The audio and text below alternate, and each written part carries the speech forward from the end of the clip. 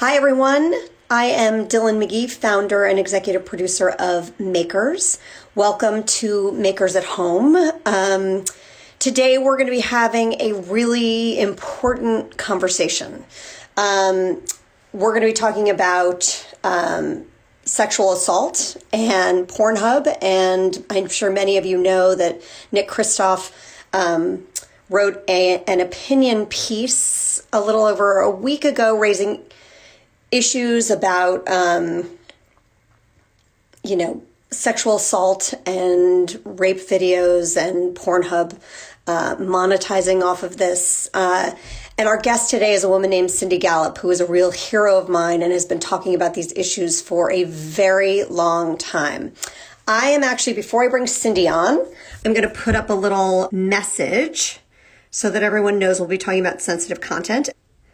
Cindy, now get ready. I've never had to do that. Must mean we're going to have a really exciting conversation. Okay, so now I'm bringing you on. Oh, there she is! Hi, Dyllan. How you doing? Hi. I had to post something to talk to you, a disclaimer. Excellent. You're always a woman of firsts in many ways. Delighted to hear it. Wait, first, everybody, I just need to let you know that Cindy Gallop, this was well over 10 years ago when Makers was just a little idea. Yes, that's right. Gathered Gloria at the beginning. You were there at the very beginning. It was an idea. Yep. And you and Wenda Harris-Millard and Gloria were all like, let's do this. So you are a champion of all things women. You're always on the cusp of everything. You've been a fan ever since. And I can't believe here we are. Oh, thank you, Dyllan. I'm thrilled to be here. Very excited. So can you just, before we get into the meat of this conversation and what you're doing and Make Love Not Porn and all your incredible work, just give everybody, I know you as a feminist hero, as an advertising icon, as an entrepreneur, as a speaker, as a blow shit up kind of lady, as you say, your brilliant marketing language. But how would you give everybody the Cindy Gallop 411? Really, actually, it's what you just alluded to, Dyllan. I like to blow shit up. I am the Michael Bay of business. I think that's about it. Okay, perfect. Well, let's blow some shit up here. How about the Pornhub industry here? Not the porn industry, the Pornhub. So this article came out, and actually, since it's interesting that I think we got delayed for a reason, because since my understanding is that Pornhub has pulled 80% of its content off of the site. And my understanding, and you can put this in way better words, is that, after reading that, it was so emotional for me, understanding something that you've known and you've been talking about for a very long time, how Pornhub and I know other sites are basically monetizing off of, sexual assault videos and rape and sending these young women into mental health crises, leading sometimes to suicide. It's tragic. So can you give me a sense of how bad it is and your reaction to this and what Pornhub has done? Sure. And actually, Dyllan, what I'd like to do for you and our audience is I would like to broaden this issue out. Great. Because it's actually a much bigger issue than just Pornhub. Yes. And there are a couple of things I want to talk about.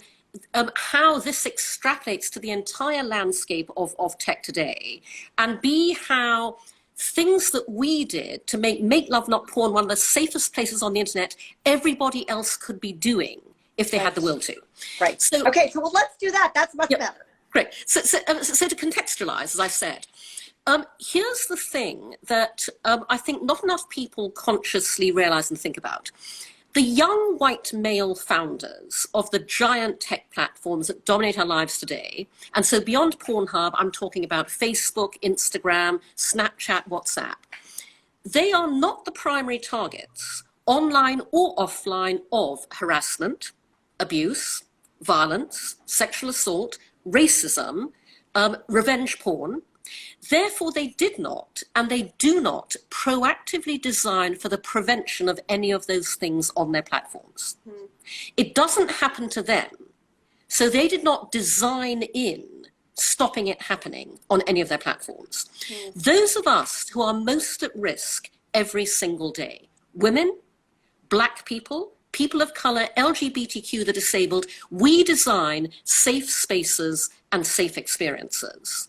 So, I and my team at Make Love Not Porn, we spent literally years concepting and designing Make Love Not Porn before we ever built it, because we knew if we were going to invite people to something they've never done before, socially share their real world sex, we had to think through every possible ramification of that to create a completely safe and trustworthy space.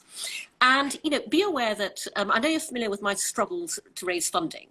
This is as a tiny bootstrapping startup. I designed Make Love Not Porn around human curation. But so Cindy, I interrupt you for 1 second because I want to lead there, but I'm a storyteller. Yeah. So you're leading to my punchline, and Right. I need to build up a little bit more to get there. Totally. Okay. So I do want to get, so that is very helpful. Like, let's step back and say this isn't just one thing. This is a larger tech issue, and that we have created these platforms that are not safe spaces. I don't know if that's the right way, but so that's one. Issue number two is that we don't know how to talk properly about sex in a healthy way, right? So let's put those on the side. I do want to just so our viewers do understand, because I was pretty shocked to understand that the viewership of something like a Pornhub, which is one example of many things, has more viewership than Netflix, Yahoo, and all combined. Right. And this monetization of these, what is your reaction to the fact that now 80% of that content was pulled? Is it, the larger picture? So for you, that's just a little moment, or what? No, so and by the way, Dyllan, we are talking about a very nuanced area here. Yeah. So I think it's important that everyone should know that actually legitimate adult entertainment workers have been lobbying Pornhub for years to do exactly what Nick Kristof managed to make happen in a week, which is only permit verified content from legitimate, legal, of-age people. Because actually, and again, I will say, it's what Pornhub has been doing is emblematic of what everybody in the broader tech world does, what YouTube does. Basically, we contribute content that enables these platforms to make a shit ton of money off them. Right. So of course, Pornhub was completely happy with anybody uploading anything that would make it money. Right. And that obviously meant that they put no barriers in place for appalling, rape, assault, revenge porn, etc., etc. But actually, sex workers have wanted them to do that for years, both because it doesn't help the adult industry when the biggest player in porn is allowing all of this appalling content on the platforms, but also because in amongst that, anybody can upload and download anything.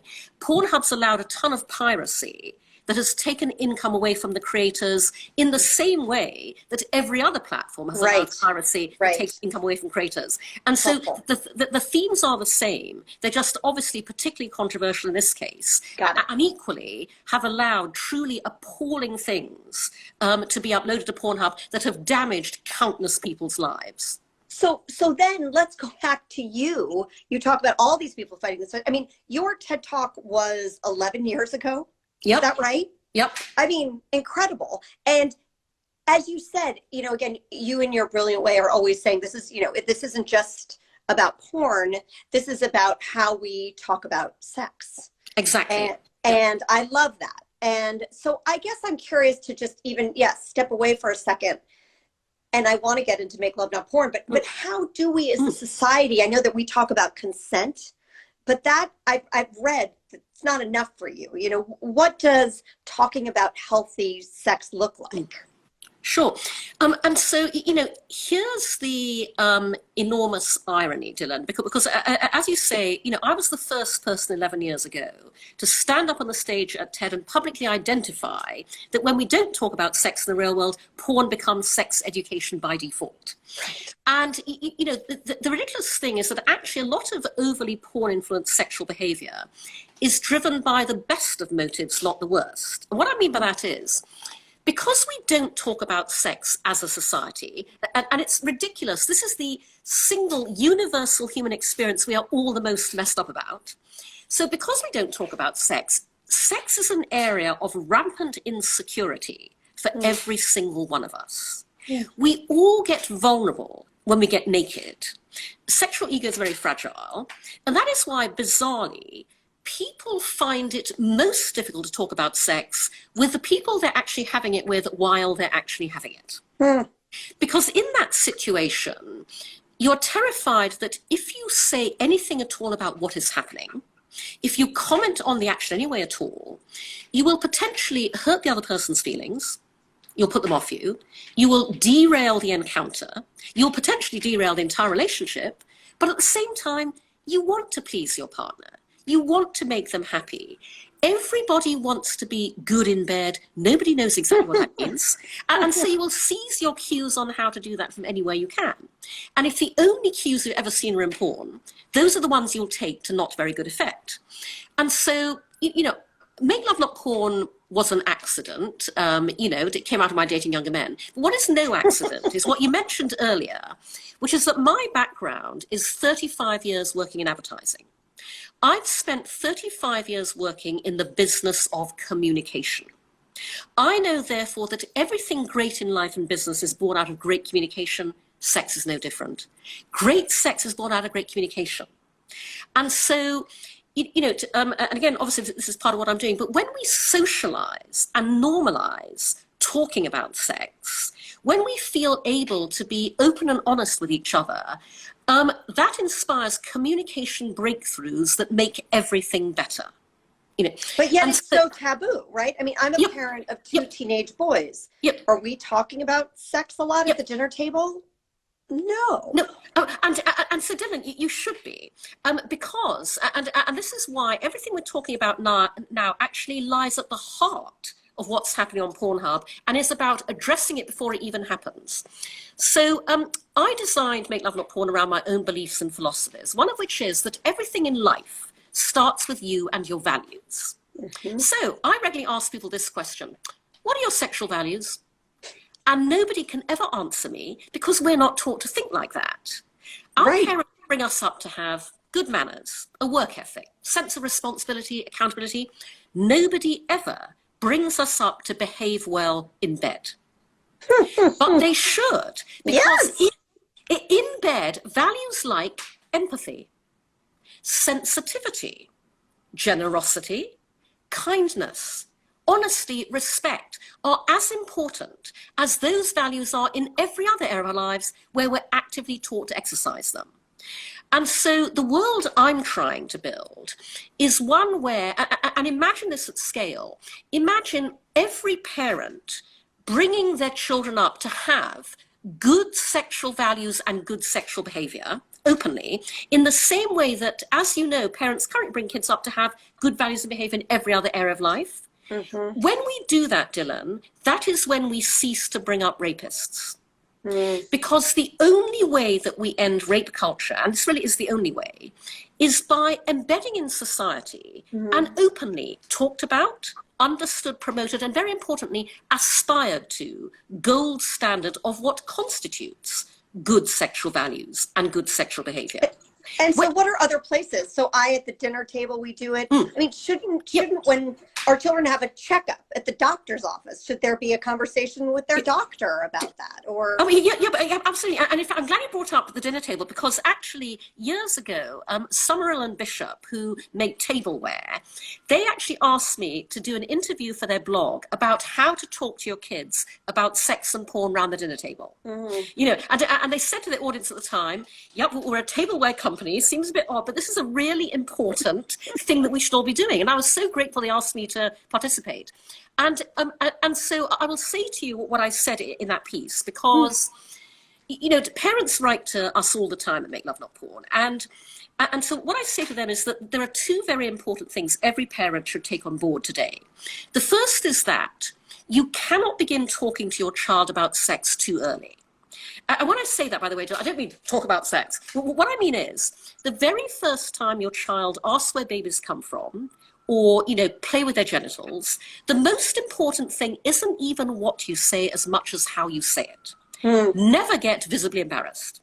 Never get flustered. Never change the topic, you know, end the conversation. Instead, answer them calmly, straightforwardly, truthfully, and you will open up a channel of communication for them that will be there for the rest of their lives. And then the second thing you have to do is, I explain to parents that today, when you talk to your child about sex, you must also talk to your child about porn. Because the average age day at which a child is first exposed to porn online is 8 years old. Now, it's a lot easier to talk to your kid about porn than parents think. All you have to do is a version of what I'm about to tell you, and you dial it up or down depending on the age of the child. So what you say to your kid is, you go, darling, so we've just talked about sex. And you know how together we watch movies and videos and cartoons where things happen that aren't real? Well, there are also movies and videos about sex, and they're not real either. And because of that, they can be quite confusing. And so we'd rather you didn't watch until you're older. But if anybody ever shows you anything like that, or you stumble across it, just come and talk to us about it and we can explain it. And that's all you have to say, because you have then done two very important things. A, you've set up in your child's mind that when they stumble across porn, as they will, it's not real. And number two, you've said to them, come and talk to me about it. Right. You will want them to do that, because what they stumble across today can be utterly traumatizing. It is, and it's so important. But you're right. You know, I can picture myself sitting there watching Game of Thrones or whatever it may be, and you know, a sex scene happens, and there's just that, like, everyone in the family, you know, shoulders raised, little tense. Okay. And it's so much better to have had conversations about sex around the dinner table. You know, and trust me, your kids may appear to squirm, they will welcome it. Right. And also, you are doing good things for other people's children. Because I have a friend who, she was in the audience at TED when I gave my talk. And in fact, we sat next to each other at a lunch, you know, back in 2009. And she said to me, oh my God, thank you for that. I have 3 kids. I've never thought of this. Now I'm going to make sure I talk to them. So ever since, she has been very frank and straightforward with her children as they've grown up. They were prepubescent then, you know, they're young adults now. And what she said to me was, she has made sure that her kids know exactly what is what, sexually speaking, because she said, I know how much disinformation gets disseminated in the playground. Yes. I want to make sure that my kids are spreading the right kind of stuff. and that's a great way to think about it. I love it. You know, well, and I also, Cindy, I love, and oh my gosh, the time flies. We're already 20 minutes. We're supposed to be 20 minutes. How can this be? You're just so good. Well, let's get to Make Love Not Porn, because as I said at the beginning, I was like, here's our punchline. A couple things about it. One, just the fact that it's make love, right? I mean, the name of it already sparks emotion for me and invites me in. You know, give me a quick manifesto of what it is, and then I do want to talk about how hard it's been for you to raise funding. Oh, thank you. Yeah, so Make Love Not Porn is the world's first and only user-generated, human-curated social sex video sharing platform. So we are what Facebook would be if Facebook allowed you to socially, sexually self-express. We are socializing and normalizing sex in the real world to make it easier for everyone to talk about, to promote consent, communication, good sexual values and good sexual behavior. And so every one of our videos is effectively education through demonstration. You know, we are a window onto the wonderful, messy, comical, awkward, glorious ways we all have sex in the real world. And so, you know, you can be inspired by our videos, expand your sexual repertoires, see the ridiculous things that happen, see how people talk to each other in bed, and learn from it. And we like to sum ourselves up as, we're kind of self-help for your sex life. I love it.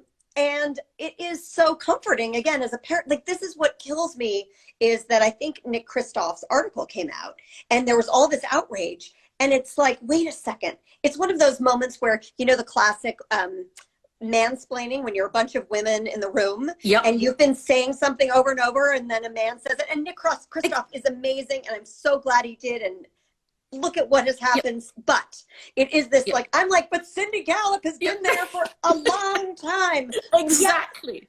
But you have, here it is. This is something that needs to be disrupted. You're coming at it from the core of the problem, which is, let's all have healthy conversations. Let's demonstrate what healthy sex looks like. But at the same time, you've been pounding the pavement, and it's hard to fund. I mean, no, exactly. I mean, you know, if porn is the Hollywood movie, we're the real world documentary everybody needs. And so, you know, I will admit, Dyllan, on the one hand, you're absolutely right. It is frustrating that it's only when Nick Kristof talks about it that the world starts paying attention. But secondly, I'm really hoping to be able to leverage this moment. Yeah. Because I have, as you say, I've had enormous challenges raising funding.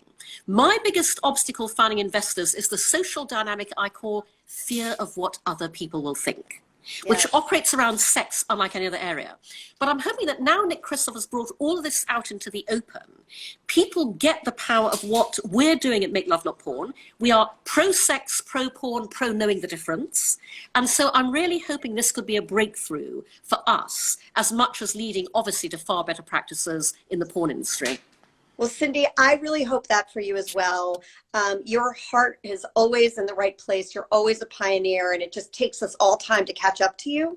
And so I'm hoping that is going to be the case here. If we don't have the ability to fund and do these sort of things, tell us, how can our audience help you in other ways? No, absolutely. So we'd love everybody to follow us here on Instagram at Make Love Not Porn. That would be terrific.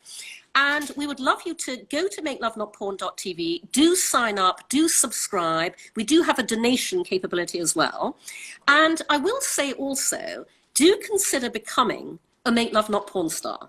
You can be totally anonymous. You know, we are rent and stream. The moment you don't want your video up, we take it down immediately. We human curate everything. We watch everything. And our Make Love Not Porn stars tell us socially sharing their real world sex has improved their sexual self-esteem, made them love themselves more, transformed their relationships. It's been as transformative as socially sharing everything else has been for the world at large. So join our amazing community. We'd love to have you all there. Thanks, Cindy. Thanks for all your important work. Thanks for being here. And I'm sorry I had to reschedule on you before, but I'm glad it all worked out. Yep, so, Dyllan, thank you so much for allowing me to have this conversation on your channel. I am so grateful. I really appreciate it. Well, sending lots of love. Thank you all. Thank you. And for those of you on the East Coast, good luck with the storm. Oh my God, yes. It's coming. It's coming. It's coming. Take all care. right, Cindy, take care. Bye. Bye.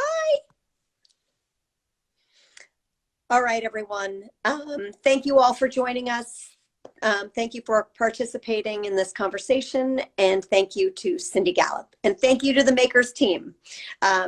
We'll see you soon on the next edition of Makers at Home Live. Goodbye.